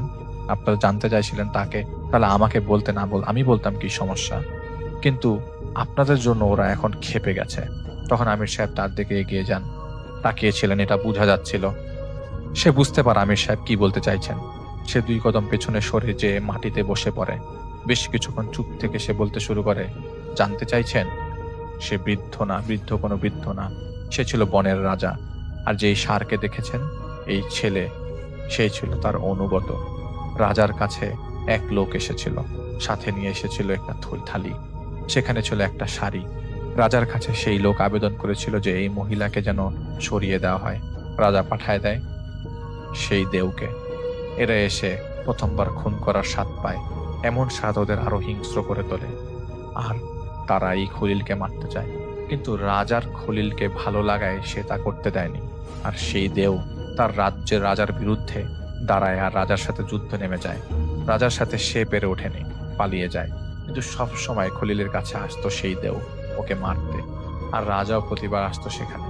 একদিন রাজার উপর ক্ষোভ দেখিয়ে ওর বোনকে মেরে ফেলে, আর ওর বাচ্চাটাকেও মারতে চায়। কচি বাচ্চাদের ওরা মেরে আনন্দ করে। এই ছেলে বলে, আমার দিকে ইশারা দিয়ে বলে সেও তো দেখেছে ওদের পৈশাচিকতা। তুমি যা দেখেছো এমন অনেক কাণ্ড ওরা ঘটিয়েছে। সেই বাচ্চাটাকে তুমি দেখেছিলে, সেভাবেই মেরেছে। রাজা ওকে টেনে নিয়ে গিয়েছিল সেই বনে। রাজা চেয়েছিল ওকে রক্ষিত রাখতে। আমি সেদিন পাঙ্গাসে ছিলাম, গাছে ডালে বসেছিলাম। আমি শুনতে পেলাম আমার বাঁশির শব্দ, যেটা রাজার কাছে ছিল। ছুটে এলাম, কিন্তু এই জানোয়ার দেখে পিছনে সরে গিয়েছিলাম। বুঝতে পারছিলাম না রাজা আমাকে কেন ডাকলেন। রাজা দাঁড়িয়েছিল, আর রাজার মুখোমুখি বলবান অসুর। তীব্র লড়াই শুরু হয় দুজনের মধ্যে। একজন বলে ছলে শক্তিশালী, আর একজন তার জীবনের শেষ সময়ের দ্বার প্রান্তে। গাছ ভেঙে পড়ছে, ঝড় হচ্ছে, সে এক বিশাল লড়াই। এর মধ্যে খলিলকে আমি দেখতে পাই আশ্চর্য হয়ে দেখছে। আমি ওকে গাছের উপর থেকে জাগিয়ে দিই, আর বুঝে গিয়েছিলাম রাজা চেয়েছিল আমি যেন ওকে দেখে রাখি। রাজার মৃত্যু ঘটল সেই বিষম লড়াইতে। খলিল ওদের সামনে ঝুঁকে বসেছিল ভয়ে। খলিলকে ওরা মারেনি, কিন্তু ওরা খলিল ওদের গোলাম হয়ে যায়, কারণ ওরা ওর সন্তানকে মেরে ফেলতো ওকে মেরে ফেলার পর। তাই সেদিন থেকে গোলামি করা শুরু করে, এবং সেদিন থেকে সে গোলামি করে যাচ্ছে। তাই এই অসুরকে মারতে চাইতো, প্রতিবার বাঁচিয়েছি, কিন্তু আজ ওরা ওকে মেরে ফেলবে, যদি না হয় কাল মেরে ফেলবে। তোমাদের কারণ, তোমরা যাওয়ার কারণে।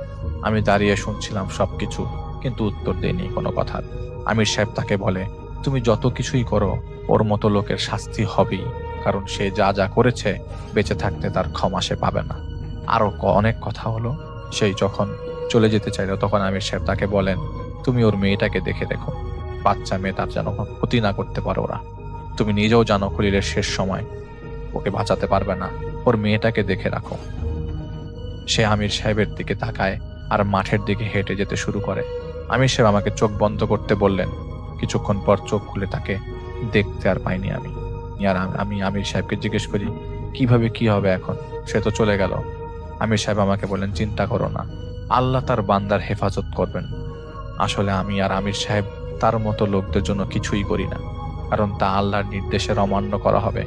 3-4 দিন পর আমি শুনি খলিল নাকি বাসা থেকে চলে গেছে, আর খোঁজ আমি কোনোদিন করিনি।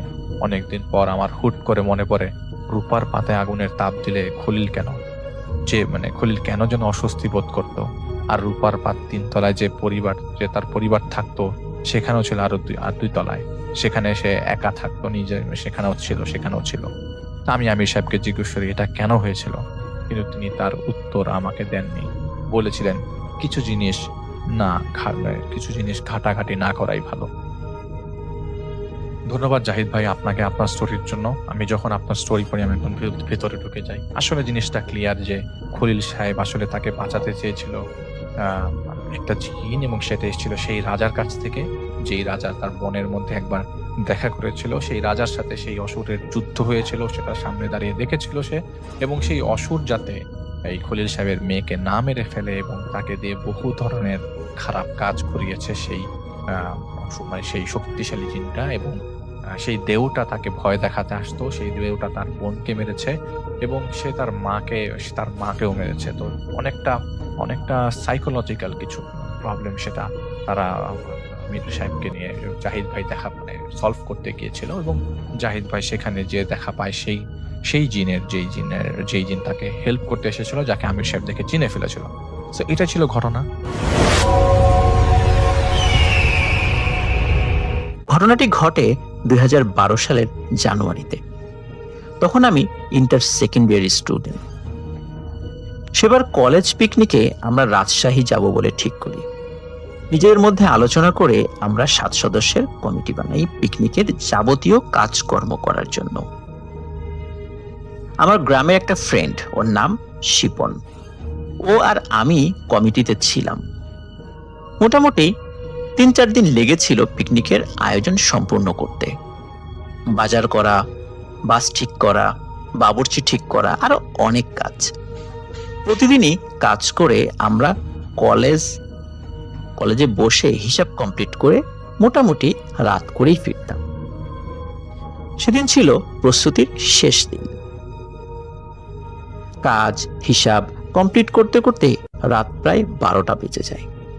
আবার ছোটখাটো একটা রান্নার আয়োজনও ছিল। সেটা সেরে যখন ফিরবো বলে ঠিক করি, তখন রাত প্রায় 1:30টা বাজে। কলেজ থেকে আমাদের বাড়ির দূরত্ব মোটামুটি 1.5 কিলোমিটার। বাজার পার হয়ে যেখানে সবাই আলাদা হয়ে যায়, সেখান থেকে 1 কিলোমিটারের রাস্তা। ওখান থেকে সবাইকে বিদায় দিয়ে আমি আর শিপন একসাথে বাসায় ফিরি। বাজারটা ক্রস করে যে রাস্তাটা পার হয়ে আমাদের গ্রামে যেতে হয়, তার একটু বর্ণনা দিই, তাহলে লিসেনারদের বুঝতে অনেক সুবিধা হবে। রেল লাইনের পাশ ধরে রাস্তা গেছে মোটামুটি 1 কিলো। রেল লাইনের দুই পাশে দুইটা রাস্তা, একটা রাস্তা পাকা আর একটা কাঁচা। পাকা রাস্তাটি বগুড়া যাওয়ার রাস্তা, শুধু সিএনজি চলতো এই রাস্তাটাতে, বড় গাড়ি চলতো না বললেই চলে। আর রেল লাইনের এ পাশের কাঁচা রাস্তা, ওটা দিয়ে আমরা হাঁটাচলা করতাম।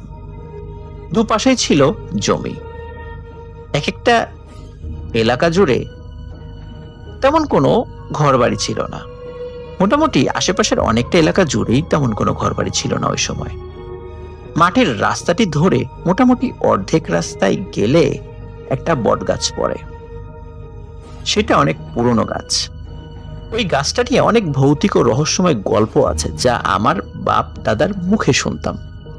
আর ঠিক উল্টো পাশে, মানে পাকা রাস্তাটির পরে কিছু জমি, তারপর নাগর নদী, আর সেইটার পরে ছিল একটি শ্মশান।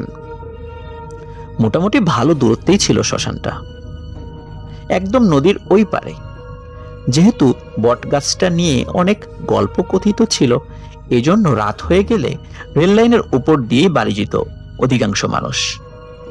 আমরাও রেল লাইনের উপর দিয়েই বাড়ি ফিরতাম।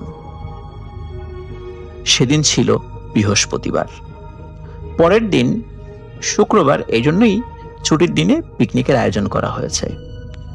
আর পরের দিন পিকনিক উপলক্ষে আমরা সকলে যাব রাজশাহীতে। দুজনে গল্প করতে করতে রেল লাইনের উপর দিয়ে বাসায় ফিরছিলাম। যখনই অর্ধেক রাস্তা চলে আসি, বট গাছটা দেখতে পাই সামনে। কাঁচা রাস্তাটার নিচের জমিতেই ছিল বট গাছটা। গাছটি অনেক লম্বা ছিল আর দেখতেও একটু অদ্ভুত টাইপের ছিল। বট গাছটা সোজাসুজি আসতেই দেখি রেল লাইনের পাশে খেজুর গাছটার নিচে একজন মহিলা একদম জড়সড় হয়ে ঘোমটা দিয়ে বসে আছেন। হঠাৎ করে চোখ পড়াতে দুজনেই আমরা থমকে দাঁড়াই।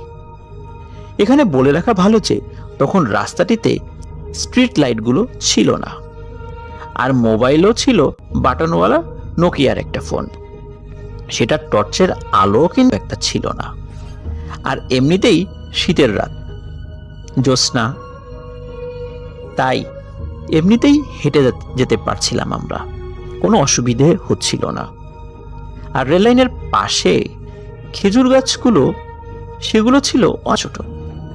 খেজুর ধরলে এবং পাকলে হাত দিয়েই খেজুর পেড়ে খাওয়া যেত। যাই হোক, হঠাৎ করে সেই মহিলাটিকে দেখে আমরা থমকে দাঁড়াই। শাড়ি পরা ছিলেন তিনি, তাই আন্দাজ করে নিয়েছিলাম তিনি একজন বৃদ্ধা মহিলা। মহিলাটি একদম খেজুর গাছটার নিচে হাঁটু গেড়ে বসে আছেন, মাথায় লম্বা ঘোমটা দেয়া। চাঁদের আলোয় জাস্ট অবয়বটা বোঝা যাচ্ছে যে তিনি একজন মহিলা। আমরা দুজনেই হালকা ভয় পাই, আবার কিছুটা কিউরিসিটি নিয়েই তাকে ডাক দিলাম, এই যে এত রাতে এখানে কি করছেন? কে আপনি? তোর এলো না। আবারও একটু জোরেই আমি ডাক দিলাম, এই যে শুনতে পাচ্ছেন, কে আপনি? এরকম একটা শীতের জায়গায় এত রাতে কেন বসে আছেন? আপনার শীত করছে না? তারপরও কোনো আওয়াজ নেই। তিনি মাথা তুলে দেখলেন না পর্যন্ত। এটা দেখে আমাদের দুজনের কিউরিসিটি আরো বেড়ে গেল। তখন মনে হলো হয়তো তার মাথায় সমস্যা রয়েছে, তাই ভুল করে এখানে বসে আছে। কারণ সে সময় আমাদের ওখানে কয়েকটা বৃদ্ধা পাগলি ছিলেন, তাদেরকে স্টেশনের আশেপাশেই দেখা যেত। যাই হোক, মোটামুটি কয়েকবার ডাকার পরেও যখন কোনো আওয়াজ আমরা পেলাম না, তখন পকেট থেকে ফোনটা বের করে টর্চটা জ্বালিয়ে ওনার দিকে ধরলাম। ধবধবা সাদা শাড়ি, কাফনের কাপড়ের মতো সাদা, আর পাগুলো ঢাকা ছিল সেই শাড়িটা দিয়েই। হঠাৎ করে পরিবেশটা কেমন যেন ভারী হয়ে গেল, আর আমার ভেতরে মনে হলো কাঁপুনি দিয়ে উঠল। এত সাদা কাপড় তো কাফনের কাপড়ও হয় না। শাড়িতে কোনো দাগ নেই, একদম নতুন সাদা শাড়ি। বন্ধুর দিকে তাকালাম, দেখলাম ও কিছুটা ঘাবড়ে পেছনে সরে গেছে। বিষয়টা অস্বাভাবিক মনে হলেও তখনও অতটা কেয়ার করিনি। শিপনকে বললাম, একটা গাছের ডাল ভেঙে নিয়ে আয় তো। ওনার ঘোমটাটা তুলে দেখি উনি কে। এত রাতে বসে আছেন উনি। আবার এতবার ডাকলাম, কোনো উত্তরও দিল না। শিপন আমার কথা মতো পাকা রাস্তাতে নেমে রাস্তার পাশে থাকা একটি আম গাছের ডাল ভেঙে নিয়ে এসে আমাকে দিল। এর মধ্যে আমিও কিছুটা পেছনে চলে এসেছি আপনা আপনি। মনে হচ্ছিল যে আমার পা ওনার কাছে যেতে চাচ্ছে না। ডালটা হাতে নিয়ে দুজন একসাথে এগিয়ে গেলাম ওই মহিলাটির দিকে। ওনার একটু দূরত্বে দাঁড়িয়ে, তখনও আমরা রেলের উপরে আর উনি নিচে, 2 ফুটের মতো দূরত্বে হবে। আমি একটু ঝুঁকে ডালটা দিয়ে ওনার মাথার কাপড়টা একটু উঠালাম। তারপর যেটা দেখলাম তাতে আমার পুরো শরীর কেঁপে উঠল। একটা অদ্ভুত বাতাস বয়ে গেল আমার পুরো শরীরে। ওনার চুলগুলো যেগুলো ছিল সেগুলো দিয়েই ওনার মুখাংশ অংশ ঢাকা ছিল। আর মাথার যে চুলগুলো ছিল তার অর্ধেক চুল সাদা আর অর্ধেক চুল লালচে। মনে হচ্ছিল যে রক্ত মেখে অর্ধেক চুল তিনি লাল করেছেন। এখানে একটি বিষয় বলে রাখা ভালো, বেলা লাল বা খয়েরি এই রঙগুলো কিন্তু কালো দেখায়, কিন্তু আমরা স্পষ্টভাবে তার চুলের রং লাল দেখতে পাচ্ছিলাম। যদিও বা তখন এই বিষয়গুলি আমাদের মাথায় কাজ করছিল না, যে রাতের বেলা চাঁদের আলোতে চুল, লাল চুল কালো দেখানোর কথা, কিন্তু লাল কেন দেখছি? কারণ তখন এই সিচুয়েশনে এই বিষয়গুলো স্বাভাবিকভাবে মাথায় কাজ করে না। চুলের মাঝে দিয়ে চোখের যতটুকু অংশ আমরা দেখতে পেলাম, সেই চোখের বর্ণনা দেয়া আসলে আমার পক্ষে সম্ভব নয়। সেই চোখগুলো দিয়ে কাজলের মতো কালো পানি গড়িয়ে পড়ছিল, আর অসম্ভব রকমের একটা হিংস্রতা সেই চোখে।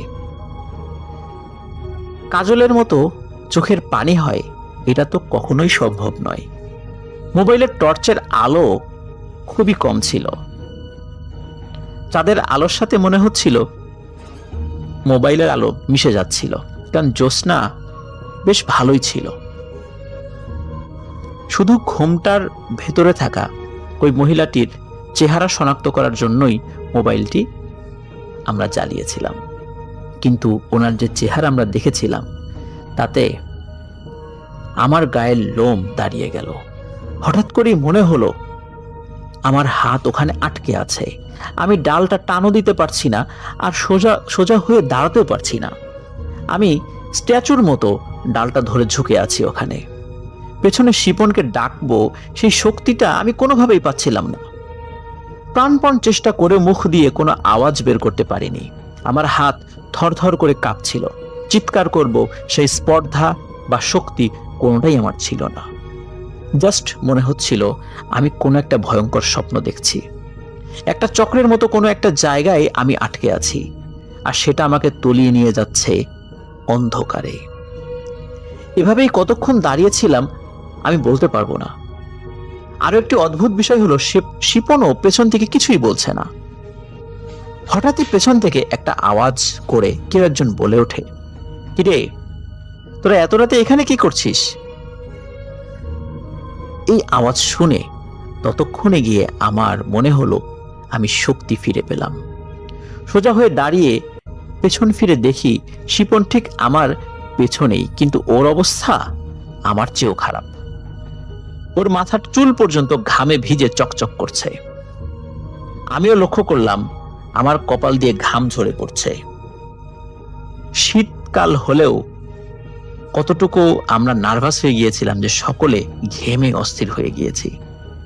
তারপর দুজন একসাথে তাকালাম সেই আওয়াজ দেওয়া ব্যক্তিটার দিকে। লোকটা আমাদের পরিচিত, সম্পর্কে আমাদের চাচা হয়। আমাদের বাসা থেকে কিছুটা দূরত্বে ওনার বাসা। নামাজি মানুষ এবং এলাকায় ঝাড়ফুঁক দেওয়ার কারণে অনেকেই ওনাকে চিনত এবং ভালোই নাম ডাক রয়েছে ওনার। তার নাম করিম চাচা। চাচা আবারও বলে উঠলেন, এত রাতে এখানে কি করিস? আমি চাচাকে সালাম দিলাম। চাচা সালামের উত্তর নিলেন। তখন চাচাকে বললাম, কলেজে কালকে ট্যুর আছে, কিছু কাজ ছিল, সেগুলো শেষ করে বাসায় ফিরছি। চাচা আমাদের দুজনকে বললেন যে এই মহিলাটা এখানে কে, চিনি? তখন আমি বললাম, না চিনি না। আমরা এদিকে যাওয়ার সময় দেখি উনি বসে আছেন, তাই ওনাকে জিজ্ঞাসা করলাম, ওনার পরিচয় জানতে চাইলাম, কিন্তু উনি কিছুই বলছিলেন না। তাই কিউরিসিটি বশত একটি লাঠি দিয়ে ওনার ঘোমটাটা সরিয়ে ওনাকে দেখার চেষ্টা করছিলাম। চাচা ধমক দিয়ে আমাদেরকে বললেন, আমার কাছে আয়। তখন আমরা দুজনই চাচার কাছে গেলাম। চাচা আমাদেরকে বললেন, উনি ওখানে বসে আছেন, তাতে তোদের কি? তোরা বাসায় যাচ্ছিলি, বাসায় যা।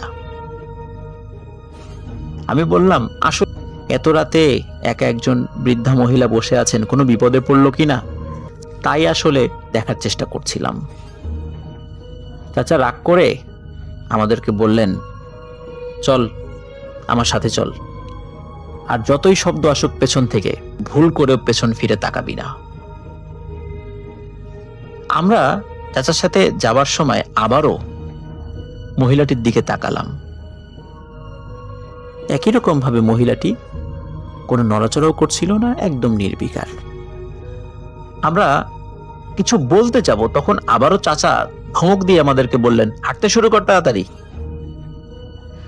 দুজনে হাঁটতে শুরু করলাম। চাচা আমাদের পেছনে, আমরা সামনে।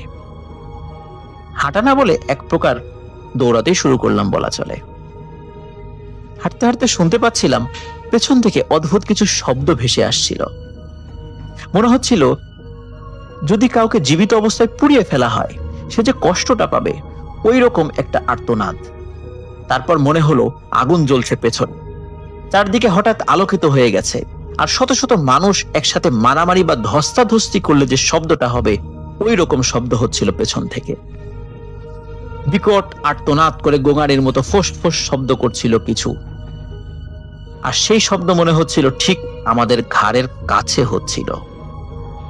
পেছনে শত শত কুকুর ধাওয়া করছিল আমাদেরকে, কিন্তু আমরা পেছন ফিরে তাকাচ্ছিলাম না। কুকুরের ঘেউ ঘেউ আওয়াজ, আরো ভয়ঙ্কর আওয়াজ পরিবেশকে আরো ভয়ানক করে তোলে। আরো অদ্ভুত বিষয় হলো রেল লাইনের পাথরগুলো কেঁপে কেঁপে উঠছিল, যেমনটা ট্রেন গেলে হয়।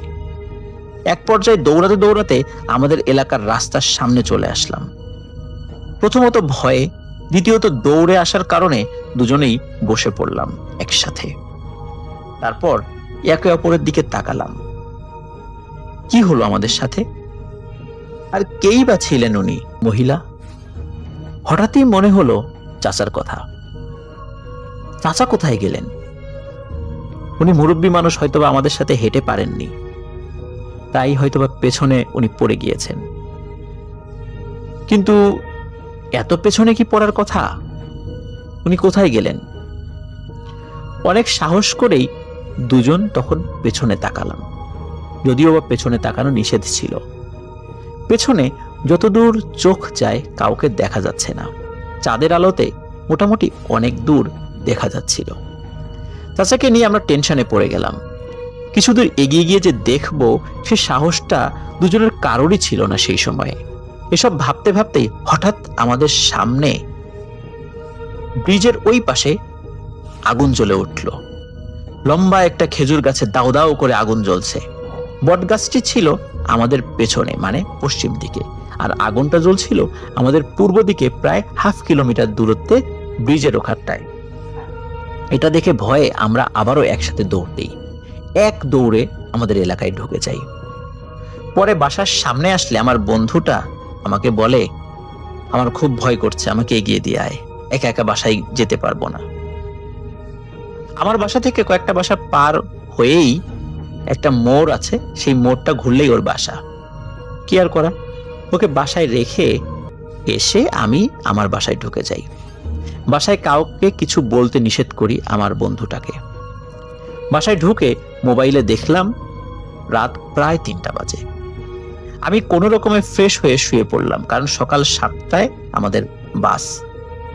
6:30টার মধ্যে কলেজ গেটে পৌঁছাতে হবে। শুয়ে পড়লেও মাথার ভেতরে সেই ঘটনাটাই বারবার ঘুরে ফিরে আসছিল। এরকম ভাবতে ভাবতে হঠাৎ চাচার কথা মনে পড়ে। বিশ্বাস করুন প্রিয় লিসেনার্স, চাচার কথা মনে হওয়া মাত্রই আমার চিন্তা শক্তি ও নিঃশ্বাস দুটোই বন্ধ হওয়ার উপক্রম হয়ে যায়। কারণ চাচা গত 2 মাস আগে মারা গেছেন। তার কবর সেই ব্রিজের পাশে চাচাদের পারিবারিক কবরস্থানে। আমরা তাহলে কাকে দেখলাম? চাচার মতো সেই লোকটা যিনি আমাদেরকে সাহায্য করলেন, উনি আসলে কে ছিলেন? মৃত মানুষ তো কখনো ফিরে আসতে পারে না। তাহলে উনি কে? আমার শরীরের সমস্ত শক্তি হারিয়ে যায়। আমি আর কিছু ভাবতে পারিনি। কখন কিভাবে ঘুমিয়ে পড়েছি টেরই পাইনি। পরে ঘুম ভাঙে শিপনের ডাকে। চোখ খুলে দেখি ও আমার সামনে বসে আছে। ওর চোখে মুখে বিস্ময়, চোখ লাল হয়ে আছে। বুঝতে পারলাম ও সারা রাত ঘুমাতে পারেনি। শিপন শুধু একটা কথাই আমাকে জিজ্ঞেস করলো, কিরে, চাচা কিভাবে ফিরে আসলো? আর গতকাল আমাদের সাথে কি হলো? শিপনের এই প্রশ্নের আমি কোনো উত্তর দিতে পারিনি। বিস্ময় নিয়েই রেডি হয়ে কলেজে চলে গেলাম। সারাদিন সবাই মজা করলো। রাজশাহীতে পদ্মাপাড়, চিড়িয়াখানা, বিশ্ববিদ্যালয় সব জায়গাতেই গেলাম আমরা।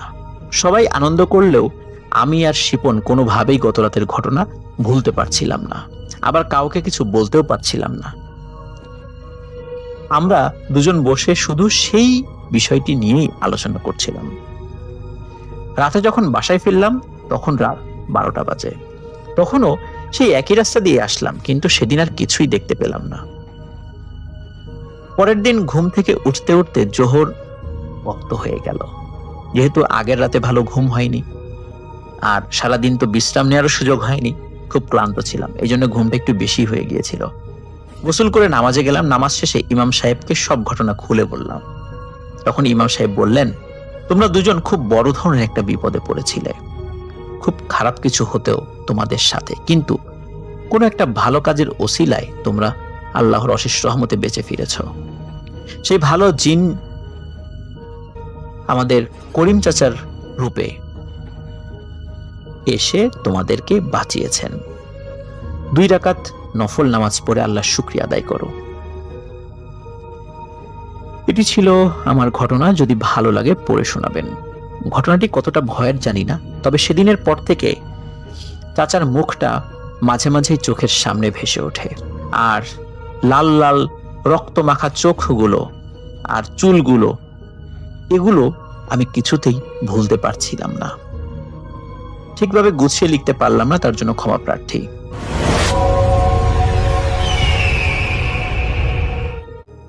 আসসালামু আলাইকুম এভরিওয়ান। আশা করি আজকের এই ভয়ানক ঘটনাগুলো আপনাদের কাছে বেশ ভালো লেগেছে। আমি আপনাদের জন্য প্রতিনিয়ত বাছাই করে এরকম নতুন নতুন ঘটনা নিয়ে আসি, তাই এই চ্যানেলটি সাবস্ক্রাইব করে সাথে থাকা বেল আইকনটি অন করে ফেলুন, যাতে পরবর্তী ভিডিও ছাড়ার সাথে সাথে আপনারা এই ভয়ানক ঘটনাগুলো আবারও শুনতে পারেন।